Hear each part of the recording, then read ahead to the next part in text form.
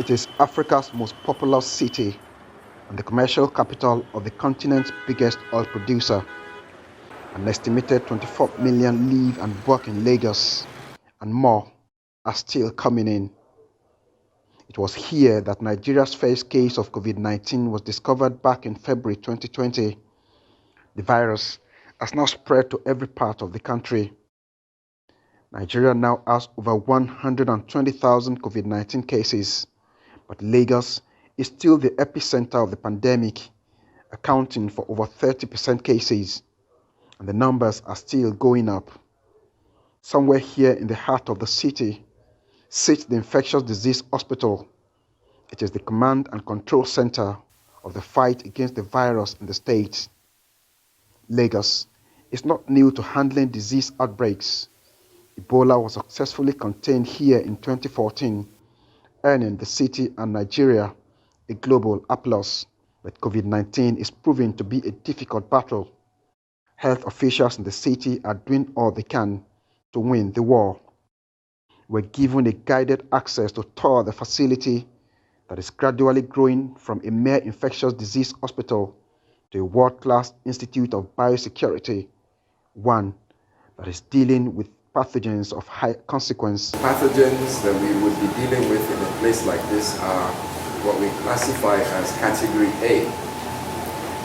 They are highly contagious, they're dangerous. Most of them do not have any known treatment. There is no known vaccination. Because of how dangerous it could be in here, our crew and others who joined had to be properly guided. Avoid touching any surfaces. Avoid touching any person. Keep your masks on. Sanitize as often as you can. And do not wander around the facility without guidance. Here, we engaged with health workers daily confronting the deadly virus at the risk of everything, including their own lives. Your name is? From the triage to the Lagos Biobank housing every sample and data that has been collected since the outbreak of COVID-19 in Lagos last February to the data center, the entire facility is one big biosecurity village with different sections, receiving and researching every detail required in the war against COVID-19 in Lagos and even beyond the COVID era. To my right is the single wards where we put suspected cases. I mean, patients who come in and then we don't have a result yet. We put them in there, take samples, and then wait for their result. Daily, we are able to do about 3,000 tests per day. And in total, as of now, during the response, we've been able to do more than 200,000 tests in Lagos State. And Lagos State Biobank alone has been able to do about 60% of those tests. Basically, the work we do here for surveillance, our aim is to promptly detect infections and to break transmission as much as we can in Lagos State. Our work usually starts from a rumor. So we get rumors either from risk communication team or whatever hotline. It might be federal, it might be state. So we maintain a rumor log of all the rumors that are coming in across the 20 LGAs. So when we get those rumors, we have a case investigation team that goes out to take samples. Officials usually closely examine the data collected here to determine which cases are admitted and which are managed at the community under the supervision of the Telemed, a specially designed virtual healthcare delivery scheme introduced to help patients with less severe cases. What we do is to receive the data of positive cases and monitor the asymptomatic, mild to moderate cases in the comfort of their isolation or their homes. Once we receive this data, we place an initial calls to them to ascertain the health status of each individual and be sure that we are dealing not with severe cases, but of course with asymptomatic and all. If we do have cases that are severe enough that might require hospitalization, we of course proceed to give such information to the team that handles the evacuation. Within the walls of these different wards are patients with varying degrees of cases. Gaining access into this ward requires that we get properly protected as we slid into the personal protective gear provided. It's the COVID isolation ward, one of the biggest housing COVID-19 patients here. We're told The air within the wall is contaminated, and so we were taking no chances. Fully kitted, we went inside, and right before us, men and women battling to win the war against COVID-19. It is a 160-bed ward for both male and female patients. We have 76 beds. There is 80. We have 80 number of beds for females. Yeah. And we have 4 HDU beds as well. We're granted area access into the isolation ward here at the Infectious Disease Hospital in Yaba, at the COVID section, where several male patients battling with COVID-19 are kept. I have with me one of the patients who is actually willing to share his experience with me. Please tell me your name, sir. My name is Wenshin Chen. Last Saturday, I coughed small. A week, no power. Oh, I go test. Go last first tag. Government say go last I test. So after positive, okay, I come here. They have different stories. More elderly, Mr. Akinshete had been here for about 5 days when we visited. He was planning to go get vaccinated abroad when he caught the virus and was brought in here half dead, unable to talk and breathe unaided. Anybody that doesn't believe that there is COVID, the person will die. That's not my word. That I know it exists, but you just have to be extremely careful. When I first came, I was using this one. I was using this when I first came in. About 3 or 4 days.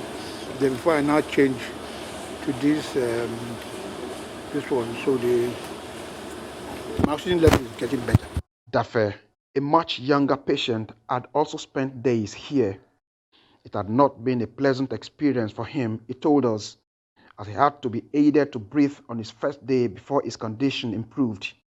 He had doubted the existence of COVID-19 until he came face to face with it. I had some doubts until I saw positive, and I was like, wow, for real? Because I was down with malaria and flu, so I was treating that for a number of days until I went to the hospital and they recommended I do a COVID test. I did that, and within 24 hours the result came out positive, and I surrendered myself to this facility.